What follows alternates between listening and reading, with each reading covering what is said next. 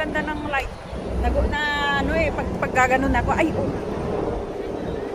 Ang ganda ng ano, effect ng light ngayon.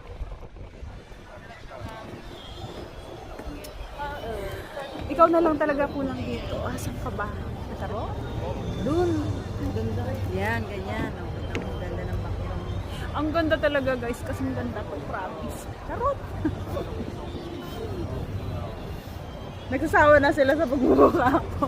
Hindi magsawa sa pagmumukha ko kasi ano, wala talaga. Walang magagawa. Yung background na lang ang tingnan. Ang ganda. Hindi talaga ako magsasawa. Sa linggo ate, dito ulit tayo.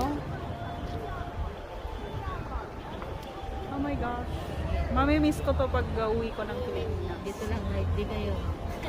Dito ulit di kayo. Ito lang din. Ang tatamit na ako.